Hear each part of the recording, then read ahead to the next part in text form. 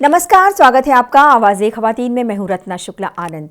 आज आवाज़े ख़वातीन के मंच पर एक बहुत ही ख़ास मेहमान मौजूद हैं जो राजस्थान से आई हैं। ये जानी मानी पत्रकार हैं और लेखिका हैं तस्नीम खान।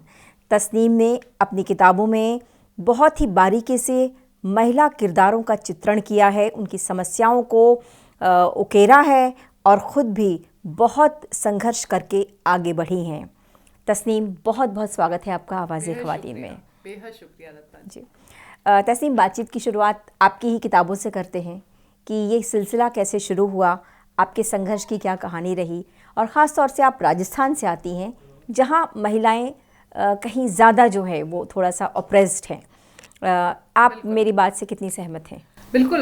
जब मैं पढ़ रही थी तो बिल्कुल माहौल अलग था और आज माहौल उससे उलट है। तो ये मेरे लिए खुशी की बात है कि वो कस्बा जो है जहाँ पर कॉलेज तक जाना जो है वो एक सपना हुआ करता था, तो या फिर पत्रकारिता के लिए सपना देखना भी एक मुश्किल बात हुआ करती थी, तो वो अब बिल्कुल बदल गया है। वहां से अब इतनी लड़कियां जो है वो वर्किंग हैं, तो मुझे बड़ी खुशी होती है वो कस्बा देखकर। तो वो संघर्ष अब याद उतने नहीं आते। वो संघर्ष बहुत, मतलब मैं ये कहूँ कि जिंदगी में बुरे दिन थे नहीं, उन्होंने मुझे सिखाया। निकलना बहुत मुश्किल था, घर से निकलना मुश्किल था, आगे पढ़ना मुश्किल था, और इसके अलावा जॉब के बारे में सोचना मुश्किल था।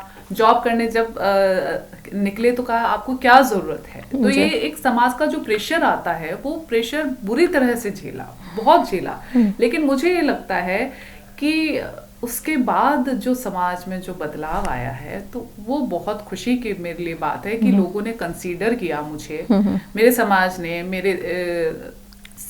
मेरे परिवार ने, खानदान ने, या दोस्तों ने, या जान पहचान वालों ने कंसीडर किया, और आज वो जहाँ है मुझे बड़ी खुशी होती है इस बात की। तो वो संघर्ष जो है अब वो मीठे लगते हैं। वो लगता है कि उनसे मैंने सीखा है, मैंने डटे रहना सीखा है। अगर मैं तब डटी नहीं रहती तो मैं आज यहाँ नहीं होती। आपकी किताब की कोई खास पात्रा, किस किताब की कोई खास पात्रा जिसमें आपको लगता है कि वो आपका कहीं ना कहीं बिंब है उसमें? देखिए, बिंब की अगर हम बात करें तो हर कहानी या हर उपन्यास जो है वो आप अपने या अपने आसपास की जिंदगियों से लेते हैं, तो वहाँ बिंब होता ही है। लेकिन जो किरदार हैं वो सारे अलग अलग हैं, कहानियाँ जो हैं वो सब अलग अलग हैं। और मैं जहाँ तक समझती हूँ, मेरी कहानियाँ जो है वो एक विशेष सरोकार लिए हुए होती हैं। वो उस जिंदगी को बयां करती हैं जिस जिंदगी में हम झांकना भी पसंद नहीं करते, या फिर उन मुश्किलों को मैं वहां पर दिखाना चाहती हूँ जिन मुश्किलों को अब तक हमारे समाज ने मुश्किलें माना ही नहीं, कि ये भी एक मुश्किल हो सकती है क्या, जैसे आप विवाह भी कोई मुश्किल हो सकता है क्या, या पढ़ना भी कोई मुश्किल हो सकता है क्या, घर से बाहर निकलना मुश्किल। लोग ये मानते ही नहीं कि ये मुश्किलें हैं।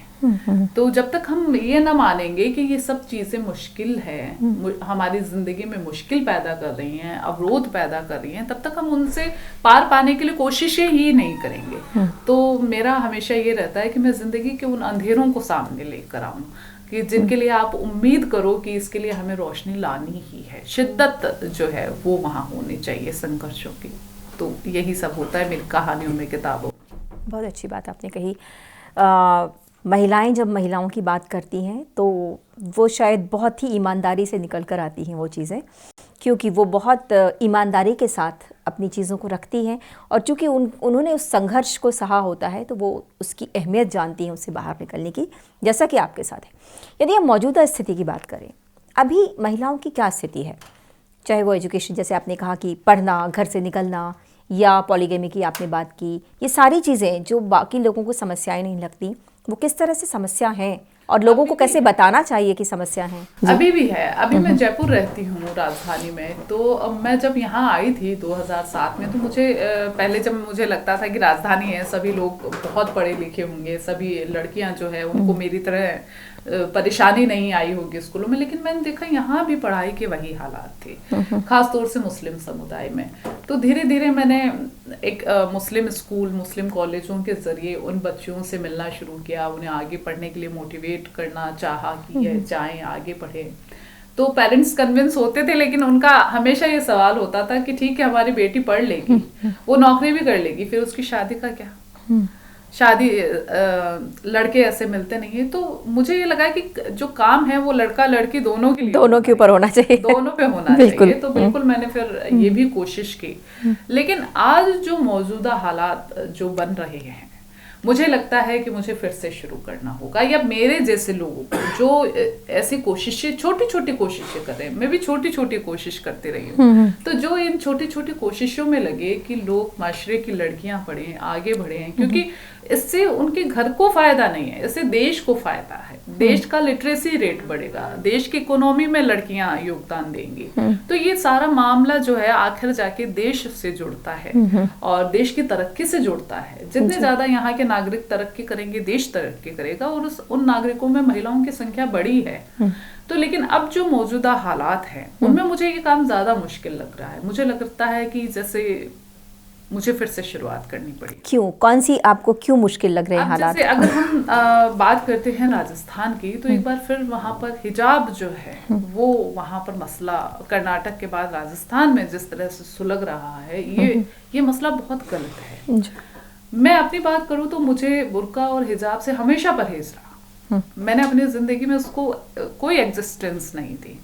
जब मैं उन स्कूलों या कॉलेजों में जाती थी बच्चों की, तो जब वो पहने होती थी हिजाब या बुर्का, अजीब लगता था। लेकिन धीरे धीरे मैंने ये सीखा, मैंने ये जाना कि इसकी वजह से वो लोग बाहर निकल पा रहे हैं, इसकी वजह से उनको पढ़ने दिया जा रहा है। तो हमारे लिए इम्पोर्टेंट क्या होना चाहिए? पढ़ाई। तो वो पढ़ रही हैं, ये बड़ी बात है। ये इसमें मुझे नहीं लगता कि उनकी ड्रेस, उनका जो पहनावा है, या उनकी जो हिजाब है, उनका जो बुर्का है, या कुछ भी है, वो मैटर नहीं करता। वो पढ़ रही हैं, ये हमारे स्टेट के लिए बड़ी बात है, हमारे देश के लिए बड़ी बात है, हमारे समाज के लिए बड़ी बात है। लेकिन इसे बड़ी बात नहीं रहने दिया जा रहा है, उनकी पढ़ाई उनसे छीनी जा रही है इस नाम पर। तो ये बहुत ही त्रासदीपूर्ण लगता है मुझे तो, कि आज जो है वो स्ट्रगल बढ़ गए हैं महिलाओं के लिए। और सेम टाइम में हम दूसरी तरफ देखते हैं, समाज पूरा एक ही है। चाहे हम हिंदू के नजरिए से देखें, मुस्लिम के नजरिए से देखें, दोनों नजरियों को छोड़ दो, हमारा समाज एक ही है। बिल्कुल। आज भी जब काम करने के लिए निकलती है, मान लीजिए पत्रकारिता में लड़की है, रिपोर्टिंग में है, वो साड़ी पहन के रिपोर्टिंग नहीं कर सकती।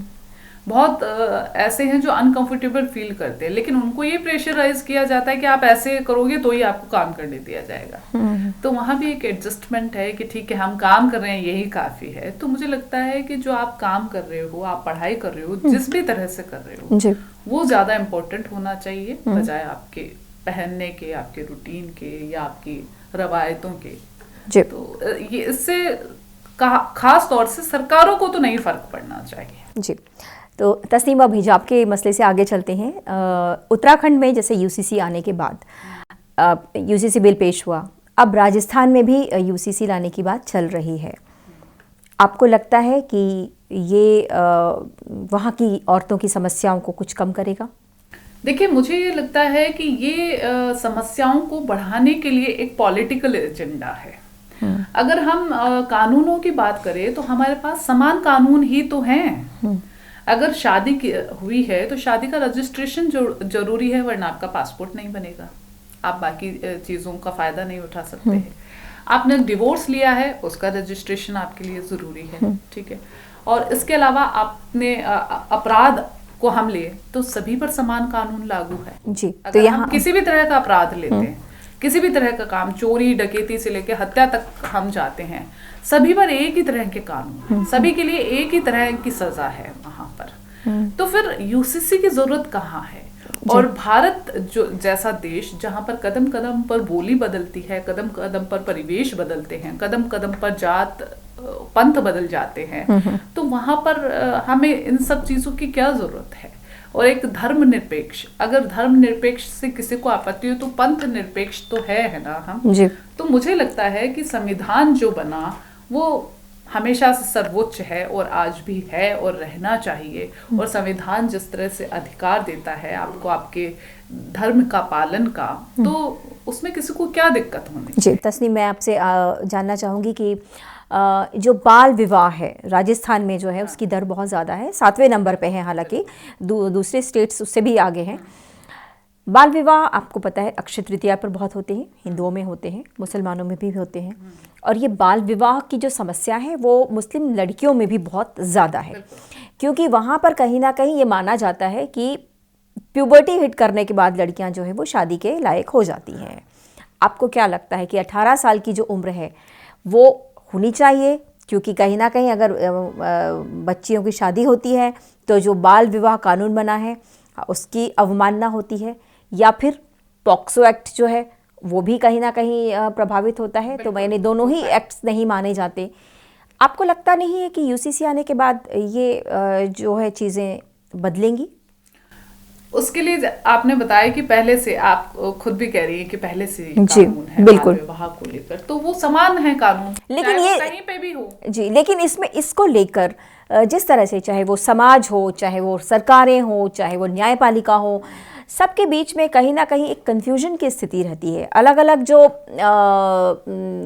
कोर्ट्स हैं वो डिसीजन भी अलग देते हैं। जैसे पंजाब और हरियाणा हाई कोर्ट ने अलग डिसीजन दिया, उन्होंने कहा कि मुस्लिम्स के बीच में हो सकती शादी। कर्नाटक हाई कोर्ट ने कहा कि नहीं हो सकता। तो जब इस तरह की जो चीज़ें रहती हैं तो उससे एक कहीं ना कहीं यूनिफॉर्मिटी नहीं आ पाती और शादियां हो जाती हैं और कहीं ना कहीं ख़ास उसमें आ जाता है। तो इसके लिए सरकार को उन्हीं कानूनों को मजबूत बनाना होगा, जी, है ना।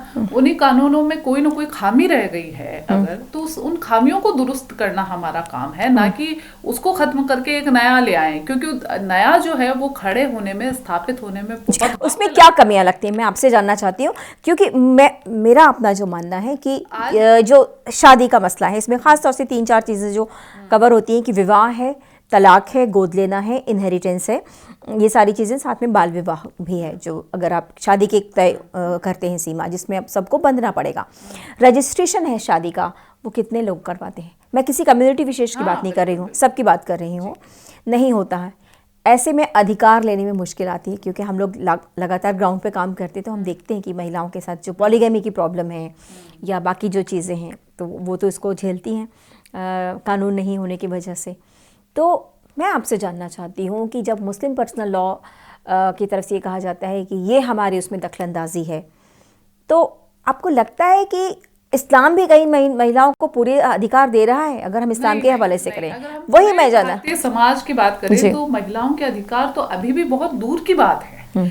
और रही बाल विवाह की बात, तो ये अगर आज भी है तो ये हमारे समाज के लिए शर्मिंदगी का बायस है कि हम ऐसा आज भी होने दे रहे हैं। हमारी सरकारों पर, हमारी पुलिस पर, सब पर प्रश्न चिन्ह उठता है कि वो लोग क्या कर रहे हैं। क्यों? क्योंकि आज भी जो खाप पंचायतें हैं, चाहे वो कहीं से भी आती हैं, तो उनका दबदबा जाता है। चाहे प्रशासन हो, पुलिस हो, वो डरती है कि इनके बीच में हम जाएंगे तो ये जो दबदबा है उन लोगों का, वो दबदबा खत्म होना चाहिए। वो कैसे खत्म होगा? वो खत्म कानून से ही वो कानून से ही खत्म होगा। इसलिए मैं कह रही हूँ कि जब कानून से खत्म होगा तो कानून तो लाना पड़ेगा ना कोई।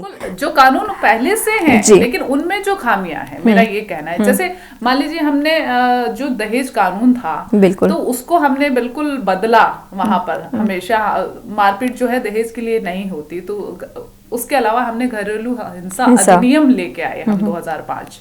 घरेलू हिंसा अधिनियम अलग से लेके आए। अब 498 के तहत वो सब नहीं होगा, घरेलू हिंसा अधिनियम के तहत होगा। तो ये जो बदलाव समय के साथ आने चाहिए, वो बदलाव क्यों नहीं लाए गए? जी, तो वही बात है, अपने काम क्यों करती रही? अब यूनिफॉर्म सिविल कोड जो है उसको हम लेकर सोचें तो वो सिर्फ एक बाल विवाह के लिए नहीं होगा, वो विवाह के लिए भी होगा। बिल्कुल, वो सभी के लिए होगा, वो हर मसले के लिए होगा, लेकिन वहां मसले बढ़ेंगे। आप अगर बाल विवाह पर जो कमियां हैं, हमें उन पर सेंटर्ड रहना चाहिए, बजाय कि उनको बिखेरने के। जी, आपको क्या लगता है कि इसमें क्या कमियां हैं, क्या मुश्किलें हैं, ताकि लोगों को मालूम हो, ये इसके ऊपर एक चर्चा हो सके? जी, लोगों में अवेयरनेस, सबसे बड़ी बात जो है शिक्षा की बात है कि जब तक वो शिक्षा नहीं पहुंचेगी, आज भी नहीं पहुंची है हर घर तक, तो वो एक बड़ी खामी है कि शिक्षा क्यों नहीं पहुंची है हर घर तक। जब तक शिक्षित नहीं होगा समाज, पेरेंट्स शिक्षित होते हैं तो वो निश्चित तौर पर जल्दी से अपने बच्चों का विवाह नहीं करते हैं, वो उनका फ्यूचर देखते हैं। जो पढ़े लिखे हैं वो अपनी बेटियों का फ्यूचर देखते हैं कि उनका फ्यूचर किसके साथ सिक्योर है, वो चाहे जिसके साथ नहीं कर देते उनकी शादी। बिल्कुल। हम देखते हैं वो बहुत समझदारी से डिसीजन लेते हैं। तो ये जो गेप आया है कि आज भी पेरेंट्स पढ़े लिखे नहीं हैं, तो ये बहुत बड़ी जो है तो शिक्षा की कमी हो गई एक बहुत बड़ी, एक शिक्षा की कमी की वजह से जल्दी शादियां होती हैं। जल्दी शादियों की वजह से हेल्थ रिलेटेड जो प्रॉब्लम्स आती हैं। इस समय हमने देखा कि स्कूल ड्रॉप आउट्स बढ़े। स्कूल ड्रॉप आउट्स जैसे ही बढ़े उनकी शादी की गई, चाहे वो 17 साल की उम्र की थी, चाहे वो 16 साल की उम्र की थी, तो वो अंडर 18 थी जी। तो कोरोना के समय में हम डेटा जो देखते हैं, और ड्रॉप आउट्स भी बढ़े और उसके बाद में बाल विवाह भी बढ़े। इसके बाद आपने अक्षय तृतीया की बात की, तो उस समय जो है बिल्कुल हम देखते हैं देश भर में हर जिले में जो है जो पुलिस और प्रशासन जो है वो तैनात कर दिए जाते हैं कि कहीं भी बाल विवाह नहीं हो, कहीं भी बाल विवाह नहीं हो। लेकिन उसके बावजूद हम देखते हैं अखबार में फोटो जरूर छपती है दूसरे दिन कि यहाँ पर बाल विवाह। बिल्कुल। उसके बावजूद अगर पुलिस काम नहीं कर पा रही है तो ये कहीं ना कहीं हमारे पुलिस प्रशासन की खामी है, हमारे प्रशासनिक अमले की खामी है कि वो पुलिस का जो दबदबा होना चाहिए वो क्यों नहीं है। जी, मैं आपसे एक के प्रति लोगों के अंदर जो डर होना चाहिए वो डर क्यों नहीं है। जी, ट्रिपल तलाक की बात का कानून आने के बाद किस तरह के बदलाव महसूस किए गए राजस्थान में? ट्रिपल तलाक जो है वो इंस्टेंट ट्रिपल तलाक जो है उस पर रोक है, ट्रिपल तलाक पर रोक नहीं। और अभी भी चल रहे हैं वो, अभी भी चल रहे हैं जी। तो इसके ऊपर मेरा ये मानना है कि जब हम देखते हैं कि हमारे देश के तमाम जो कोर्ट हैं उनमें जो सबसे ज्यादा केस है वो तलाक की अर्जियों के केस है, जो कि इंसान खत्म हो जाता है तब तक चलते रहते हैं, 20 साल 30 साल कोई एंड नहीं है। तो मुझे लगता है कि शादी और तलाक में आसानी होनी चाहिए कि बहुत आसानी से जो उत्तराखंड में अभी जो आया है कि 60 दिन के भीतर ये जो है उनको कोर्ट को उनके ऊपर फैसला देना होगा, 60 दिनों के भीतर। तो यानी कि तेजी की बात कही गई है उसमें फैसला देने में, रजिस्टर्ड मैरिज होगी और ये होगा। तो आपको लगता है कि ये देखिए कानून जो है उसमें कई पेज है ना। हम अगर एक हत्यारे को लेकर भी जाते हैं तो वो निचली अदालत में करता है, फिर ऊपरी अदालत में करता है, सुप्रीम कोर्ट में करता है। इतने में उनकी जो है वो उम्र बीत जाती है। तो हमारे यहाँ कहीं ना कहीं जो कानून है उनमें भी बदलाव की जरूरत है। जो त्वरित न्याय की हम बात करते हैं तो वो त्वरित न्याय यहाँ नहीं है। लेकिन जब हम त्वरित न्याय की बात करते हैं तो वहाँ मानवाधिकार आड़े आते हैं। तो ये एक बड़ा पेचीदा सा सवाल और बड़ा पेचीदा जवाब है कि हम अगर हमने त्वरित न्याय में किसी जो इनोसेंट है उस त्वरित न्याय के चलते उसको हमने सजा दे दी, तब मानवाधिकार कहाँ चले गए हमारे। तो ये बहुत सारे विशेषज्ञों के साथ में कही जाने वाली काम है, किए जाने वाले काम है और कहे जाने वाले काम है।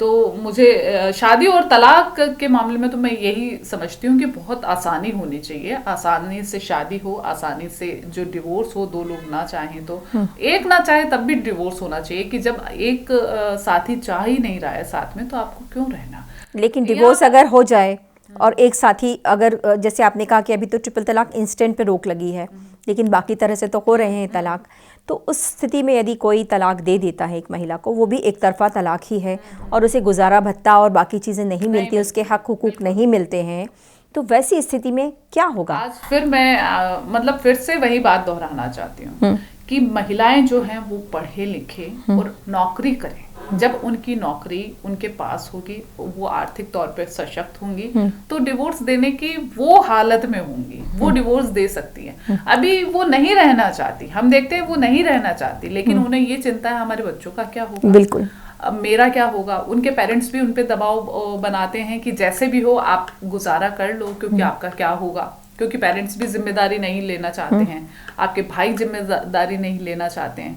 तो जो प्रॉपर्टी में अधिकार है पेरेंटल प्रॉपर्टी, एक तो महिलाओं को वो मिले जो पहले से संवैधानिक है, पहले से संविधान ने ये अधिकार दे रखा है कि आपको पेरेंटल प्रॉपर्टी में अधिकार। लेकिन वहाँ पे तो दो कानून आ जाते हैं ना, वो कहते हैं हम तो इस्लाम के मुताबिक चलेंगे, फिर वो संविधान के मुताबिक चले या इस्लाम के मुताबिक चले? संविधान के मुताबिक चलना चाहिए, संविधान के मुताबिक चलना चाहिए। और जब हम बात कर रहे हैं तो हमारे यहाँ पे सिर्फ 2 धर्म नहीं है, बिल्कुल है ना, बिल्कुल हमारे यहाँ पे सिर्फ दो धर्म नहीं रह गए हैं, तो हम बात उन 2 के आसपास भी नहीं कर सकते हैं। ये एक बहुत ब्रॉड कैनवास है, बहुत बड़ा कैनवास है। यहाँ पे जनजाति, जैसे हम उत्तराखंड का यूसीसी देखें कि किस तरह से टारगेटेड उसे बनाया गया है कि उसमें से जनजाति को हटा दिया गया है। तो क्यों हटाया गया? अगर वाकई में हम यूसीसी लाना चाहते हैं, यूनिफॉर्म सिविल कोड लाना चाहते हैं, तो वो तो देश के प्रत्येक नागरिक के लिए होना चाहिए। तो उससे आपने जनजाति को क्यों हटाया?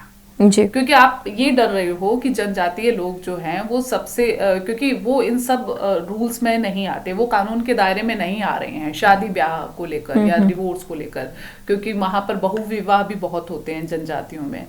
इसके अलावा उनमें जो शादी की रस्मों की बजाय वो आटा साटा में विश्वास करते हैं, किसी को ले जाने में विश्वास करते हैं, है ना। तो कई सारी परंपराएं हैं उनकी ऐसी जो कि हमारा आम समाज नहीं कर सकता। तो उनको यूसीसी से बाहर क्यों रखा गया है, ये एक बड़ा सवाल है। तो अगर टारगेटेड के तौर पे आप लाते हो तो उससे समाज का, देश का कभी भला नहीं होने वाला, ये हम जानते हैं। टारगेट जो होना चाहिए, जो मुश्किलें महिलाओं के लिए आ रही हैं उस पर हम कैसे कम करें। डिवोर्स हो रहे हैं तो इनके सबसे अच्छी बात ये है कि आप उनको पढ़ाएं, मतलब एक परिवार जो है वो उसको आपकी जिम्मेदारी नहीं लेना चाहते, आप उनको पढ़ाओ। हर बच्ची जो है नौकरी ले, ये हम लोगों का कानून होना चाहिए कि हर बच्ची के लिए नौकरी करना जरूरी है। तो फिर शादी हो, तलाक हो, उससे कोई फर्क नहीं। देखिए, राइट टू एजुकेशन तो एक्ट बना हुआ है, बिल्कुल सबको पढ़ना जरूरी है, लेकिन उसके बारे में जानना भी लोगों को जरूरी है कि हमारा ये अधिकार है, हमें संविधान ने दिया है। अभी अधिकार है, कानून के तौर पे लेके आइए ना आपकी, बिना जो लड़कियां हैं वो इतना तो पढ़ेंगी ही, उसके बाद शादी करेंगी। ड्रॉप आउट रेट कितना है राजस्थान का? मैं अगर आपसे जानना चाहूँ, ड्रॉप आउट रेट कितना है, पॉलीगमी की क्या स्थिति है, और बाकी जो दूसरी हलाला जैसी कुप्रथाएं हैं उनकी क्या स्थिति है, खासतौर से अगर हम राजस्थान की बात करें तो? देखिए, हम राजस्थान की बात करते हैं तो वहां पर जो है लड़कों से ज्यादा लड़कियां पढ़ती हैं। जब हम डेटा को देखते हैं तो वो 75% के आसपास हैं लड़कियां, जबकि 69% के आसपास लड़के हैं। तो लड़कियां ज्यादा पढ़ रही हैं इन दिनों, तो ये काफी अच्छी बात है। बात हलाला की हम करते हैं तो वो राजस्थान में नहीं दिखाई देता है ना, ये ज्यादातर यूपी और एमपी के जो हिस्से हैं, कई हिस्से वहां पर हम देखते हैं। राजस्थान आज भी जो है वो साझी संस्कृति जीता है। जैसे मैं बड़ी हुई हूँ, मैं वहां रही हूँ, तो वो साझी संस्कृति है। हम त्योहार एक साथ मनाते हैं। मैं सिर्फ राजस्थान की अगर बात करूँ तो हम सारे त्योहार हमने एक साथ मनाए हैं। इसके अलावा हमारे घर में अगर शादियां होती है तो परंपराएं भी बिल्कुल एक सी हैं, सेम है। कुछ बताइए। निकाह अलग होता है और फेरे अलग होते हैं। हमारे यहाँ जो गीत गाए जाते हैं शादी में और भाद भरने के जितने भी रस्में होती है वो सब एक सी होती हैं, और उसमें गीत जो गाए जाते हैं वो गीत भी एक से होते हैं। तो कहाँ फर्क है?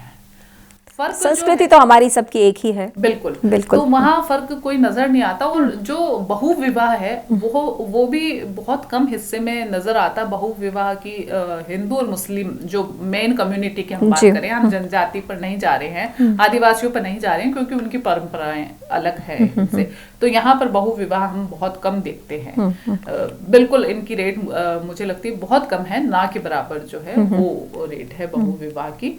और बाकी हलाला के जो है वो केस अब तक सामने नहीं आए हैं राजस्थान में। तो ये एक अच्छी तो राजस्थान में लड़कियों को आगे बढ़ने से, और वो कौन सी चीज रोक रही है, कौन सी सबसे बड़ी कमी वहां पर है जो आपको लगता है कि महिलाओं के हक में नहीं है, जो आनी चाहिए? आज भी जो है महिलाओं के लिए समाज में सुरक्षा का भाव नहीं आ पाया है कि हमारी बेटी सुरक्षित है क्या, हम उसके बाहर पढ़ने कैसे भेजें, इसके साथ कुछ हो गया तो इससे शादी कौन करेगा। तो वो चीजें आज भी हमारे समाज में, तो वो सुरक्षा का भाव जो है वो सरकारें लाएंगी, वो पुलिस महकमा लाएगा, या फिर ऐसे कुछ जो कैंपेन होंगे वो लाएंगे उनमें सुरक्षा का भाव। जब मैं छोटी थी मैं सुनती थी कि हर गांव चौपाल पे नाटक किए जा रहे हैं, और उसके बाद में उन्हें बताया जा रहा है कि आपको मिलजुल के कैसे रहना है। तो अब तो वो कलाएं खत्म हो गई है, समाज कलाओं से जुड़ता है, और सरकार और समाज के बीच की जो कला है उसको हम कंसीडर नहीं करें। कला तो है लेकिन सरकार उन कलाओं का साथ नहीं ले पा रही है। वो उन कलाओं को साथ ही नहीं ले रही कि वो एक नुक्कड़ नाटक का मंच। तो आप हमें बताएं, आप अपनी इस मंच से बताएं, आवाज़े ख़वातीन के मंच से, कि वो कौन सी कलाएं हैं जिनको सभी लोग जो है एक्सेप्ट करते हैं। और आपने कहा कि आप अभी भी एक साझी संस्कृति राजस्थान के लोग जीते हैं, तो वो कौन से तरीके हो सकते हैं जिससे लोगों को अवेयर किया जा सके? आपने कहा जागरूकता बहुत ज़रूरी है, चाहे वो पढ़ने के मामले में हो, शादी के मामले में हो, या बाकी कानून के मामले में हो, कि उनको जानकारी होना चाहिए कि ये हमारा अधिकार है और इसे हम संविधान के हिसाब से जो ले सकते हैं। अब जो हम एजुकेशन की बात करते हैं तो उसमें अधिकारों की बात करते हैं कि लड़कियों को पढ़ना जरूरी है, लेकिन ये बात कहाँ जानी चाहिए? ये बात पेरेंट्स तक जानी चाहिए। उनको ये सारी चीजें बतानी होगी कि आपकी बेटी नहीं पढ़ेगी तो उसे किस किस तरह की तकलीफ होती है। हम देखते हैं, हम एक बार को तलाक को भूल जाए, भूला नहीं जा सकता, लेकिन चलिए हम भूल जाते हैं, उसको बात से दरकिनार करते हैं। हम ये देखते हैं कि बेवा भी तो होती हैं लड़कियां, तब भी परिवार के ऊपर बोझ हो जाती है, उनके बच्चे बोझ हो जाते हैं। तो उनको ये बताया जाए कि ये सब बोझ नहीं समझोगे आप, अगर वो पढ़ेगी, अगर वो नौकरी करेगी। तो जो नुक्कड़ नाटकों का मंचन किया जाता था, छोटी छोटी फिल्मों का चौपालों पर मंचन किया जाता था, कलाकारों का सहयोग लिया जाता था कि जो नाटक तैयार करते हैं वो समाज के लिए नाटक तैयार करें। आजकल नाटक सिर्फ किसी हॉल में हुआ करते हैं और उसको भी 2, 4, 5 एलीट क्लास देखते हैं मिलते हैं। तो ये हमने उस कला को भी लुप्त कर रहे हैं, और उससे जो हमारे समाज को जो फायदा था, समाज के लोग इकट्ठा हुआ करते थे गली में, मोहल्लों में, चौपाल में उस नाटक को देखने के लिए या फिर उस गायन के द्वारा, तो वो तो खत्म हो गई कल्चर। उस कल्चर को हम फिर से लेके आए, हम गली गली तक ये पहुंचाएं, और नौकरी और पढ़ाई के लिए तो बेटियों के लिए जरूर करें, तो ताकि चाहे उसकी तलाक हो, चाहे वो बेवा हो, चाहे वो खुद सेपरेट होना चाहे। हम देखते हैं कि घरेलू हिंसा जो है वो बहुत बड़ी समस्या है हमारे देश में। तो घरेलू हिंसा से भी लड़कियां मर तक जाती हैं, लेकिन वो वहां से बाहर नहीं निकल पाती, क्योंकि उन पे दबाव है कि वो क्या करेंगी, वो कहाँ जाएंगी, उनके पेरेंट्स कैसे रखेंगे, उनका भाई कैसे रखेगा, उन पे वो बोझ बन जाएंगी। तो बोझ बनाने की बजाय हमने इस तरह से उनकी खुद की जिंदगी बोझ बना रखी है। तो सबसे पहले इस बोझ को हमें उनकी नौकरी और एजुकेशन से खत्म करना होगा, और ये तो बहुत पहले शुरू हो जाना चाहिए था, लेकिन अगर हम आज भी शुरू करते हैं तो हमारी आगे की जो जिंदगी है बेटियों की, वो इनमें नहीं निकलेगी कि इसने मुझे डिवोर्स दे दिया, इसने मुझे धोखा दे दिया, बेवा हो गई है, दूसरा विवाह।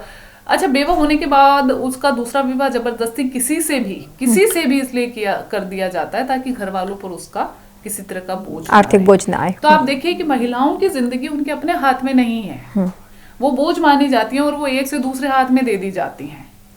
आज तस्नीम खान किस तरह की प्रेरणा बन के खड़ी हुई हैं बाकी महिलाओं के लिए?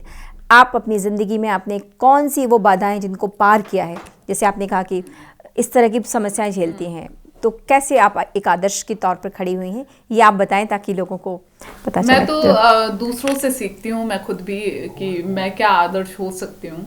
बस ये है कि संघर्ष जो है उनमें मैं डटी रही कि पढ़ना था, और सबसे बड़ी बात जो है पेरेंट्स आपके साथ होते हैं।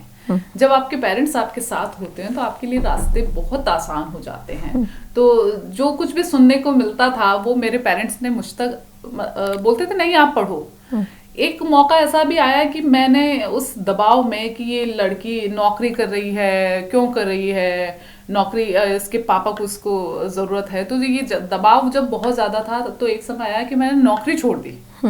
तो दूसरे दिन पापा ने बोला कि आपने क्यों छोड़ी? हमने कहा आपसे छोड़ने के लिए, बाकी लोग कह रहे हैं ना, हमें उससे कोई फर्क नहीं पड़ता। तो दूसरे दिन फिर से वापस जाकर ज्वाइन किया। तो वो जो डटे रहने का है, तो उसके बाद मैंने देखा कि मेरे साथ मेरे बाद की जो हम आती हैं लड़कियां, वो डटी रही और उनको वो मिला। लोग यूज्ड टू हो गए कि किसी भी फील्ड में लड़की जा सकती है। मैं आई पत्रकारिता के फील्ड में, मैंने अपना नाम कमाया। तो जैसे मेरा नाम होता था तो डेफिनेटली पेरेंट्स उसमें फख्र महसूस करते हैं। तो उसके बाद पूरा परिवार फख्र महसूस करने लगा। उसके बाद ऐसा हुआ कि वहाँ पर ये कहा जाने लगा गांव में कि लड़कियां पहले पढ़ लेंगी फिर शादी करेंगे, पहले नौकरी करेंगी फिर शादी करेंगे। ये आपके गांव में आपके सिर्फ इतना नहीं कि ये पढ़ लेगी तब शादी करेंगे, ये इसकी नौकरी लग जाएगी उसके बाद हम शादी करेंगे। बहुत खूबसूरत। तो ये मैं मेरे पेरेंट्स के लिए एक बड़ी बात मानती हूँ कि उन्होंने इस तरह का माहौल बनाया और ये बहुत सामान्यकरण कर दिया इस चीज का कि बेटियां, बहुत आम सी बात है कि वो पढ़ती हैं, वो नौकरी करती हैं, अपनी जिंदगी जीती हैं। तो बहुत इस तरह की बातों पर संघर्ष किया, तो उसके बाद में जब ये सब मिलता है तो ये ज्यादा अच्छा होता है। और निश्चित तौर पे तस्नीम, मेट्रो गांवों से भी ज्यादा जो मेट्रो सिटीज हैं, ये बड़े शहर हैं, वहां से दबाव ज्यादा था मुझ पर। तो मुझे लगता है कि आज भी वहां ज्यादा बदलाव की जरूरत है मेट्रो सिटीज में। चाहे हम जोधपुर की बात करें, राजस्थान में जयपुर की बात करें, तो इन बड़े शहरों में ज्यादा जरूरत है बदलाव अवेयरनेस की जरूरत है, बदलाव की जरूरत है। यहाँ के लोगों के लिए उनका माइंड ये करना पड़ता है वॉश कि आपको बेटियों को पढ़ाना है, पढ़ लिया अब शादी कर दो, इतना नहीं, नौकरी भी करवानी है। और मैं नौकरी बहुत जरूरी मानती हूँ लोगों के लिए। मैं आज भी जो मैं बता रही थी कि मैं स्कूल कॉलेजेस तक जाती हूँ बेटियों से बातचीत करने के लिए, बच्चों से, तो उनके लिए मेरा एक ही मंत्र होता है कि आपको नौकरी लेनी है, आपको नौकरी हर हाल में लेनी है, चाहे आप कुछ भी काम करें, आपको नौकरी तो करनी है। आप अपना चॉइस देख लो कि आपको बुर्का ओढ़ना है, हिजाब ओढ़ना है, आप टीचिंग लाइन में जाओ, आप घर में बैठ के ट्रांसलेशन करो, उनको जितना भी काम हो सकता है मैं बताती हूँ। नौकरी बहुत ज़रूरी है किसी भी लड़के के लिए। जी, तो तस्नीम की बातों से हम यही समझें कि महिला सशक्तिकरण महिलाओं के हाथ में ही है। जब महिला खुद अपने अधिकारों के लिए खड़ी हो जाती है तो परिवार ही नहीं, पूरा समाज भी साथ हो जाता है। आज इसी संदेश के साथ हम अपनी चर्चा को विराम देते हैं और उम्मीद करते हैं कि हम सब मिलकर लड़कियों को आगे बढ़ाएंगे और एक सशक्त समाज और राष्ट्र की स्थापना करेंगे।